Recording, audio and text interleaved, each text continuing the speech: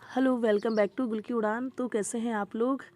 तो जैसा कि आपको पता है, आज है मेरा डे 1 और एसएससी सीजीएल की प्रिपरेशन मैंने स्टार्ट कर दी है। अभी सीटेट का मैंने एग्ज़ाम दिया है। उसका पता नहीं रिज़ल्ट क्या होगा नहीं होगा, लेकिन एसएससी सीजीएल की कैलेंडर आउट हो चुकी है और मैंने अपनी प्रिपरेशन फिर से स्टार्ट कर दी। आपको पता होना चाहिए कि मेरी सिलेबस मैंने सारा कंप्लीट 2 साल पहले ही कर चुका है, बस मुझे करनी है रिवीज़न। तो सबसे पहले आप देख सकते हैं मैंने उठाया है ब्लैक बुक, और ब्लैक बुक की भी लगभग सारी चीज़ें मैंने पढ़ रखी है। कुछ ही चीज़ें हैं जो मैंने पढ़ा नहीं है, लेकिन फिर से रिवीज़न तो करना होगा ना, चीज़ें भूल भी तो जाता है इंसान। तो मैंने सोचा है कि 1 घंटा मैं ब्लैक बुक को दूंगी, और मैंने स्टार्ट किया है वन वर्ड सब्स्टिट्यूशन से। मैंने टारगेट बनाया है कि रोज़ मुझे 2 पेज पढ़ना है।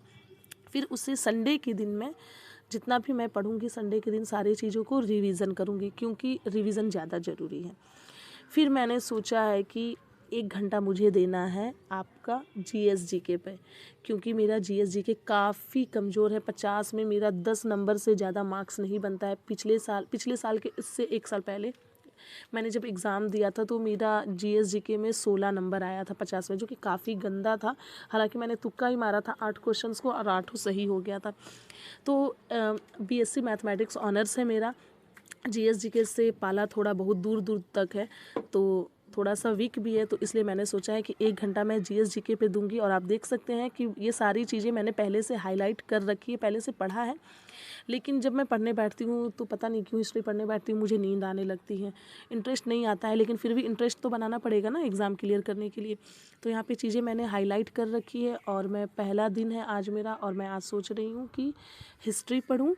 और हिस्ट्री का मैंने सोचा कि 1 घंटा इस पे दूँ और 4 से 5 पेज पढूँ। फिर अगले दिन उस 4 से 5 पेज को फिर से रिवीज़न करूँ, और रिवीज़न करने के बाद फिर से आगे की चीज़ें पढूँ।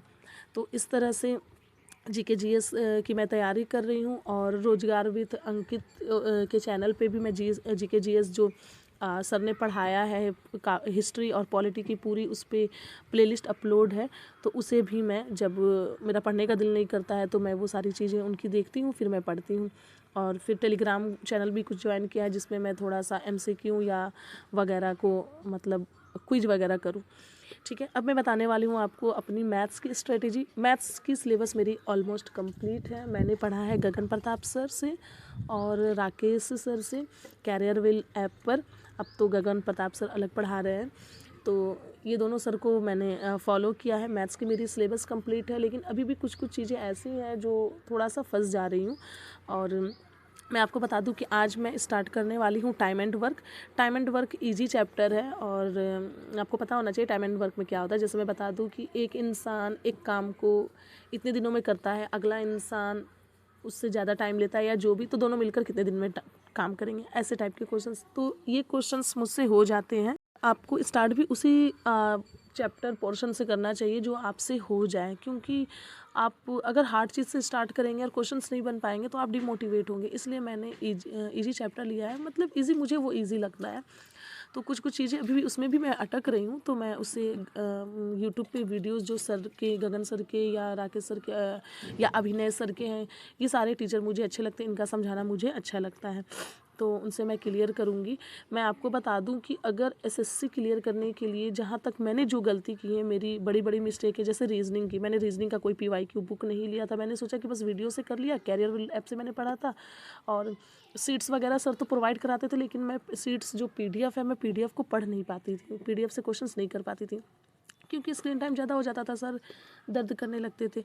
तो लेकिन इस बार मैंने ओसवाल की पीवाईक्यू बुक लिया है। और मैं बता दूं कि आपको पीवाईक्यू करना है, मैथ्स की भी पीवाईक्यू करने हैं। पीवाईक्यूज़ वगैरह करने से ये होता है कि चीज़ें आपकी हैबिट में आ जाती है कि किस टाइप के क्वेश्चंस पूछे जाते हैं। यहाँ आप देख सकते हैं कि मैं गगन सर की वीडियो देख रही हूँ, परसेंटेज की है, परसेंटेज मेरे से हो जाता है, काफ़ी अच्छे से हो जाता है।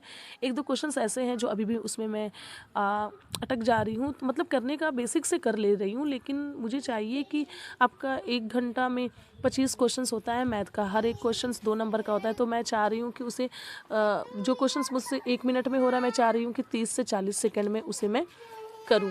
तो इसलिए मैं गगन प्रताप सर की भी कुछ वीडियो को फॉलो कर रही हूँ।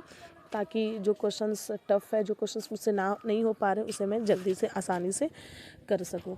मेरा यही कहना है कि इस बार मैंने सोच लिया है कि इंग्लिश, मैथ और रीजनिंग, इन सारी चीज़ों को मैं एकदम बहुत ज़्यादा स्ट्रॉन्ग कर लूँ, और मेरा टारगेट यही रहेगा।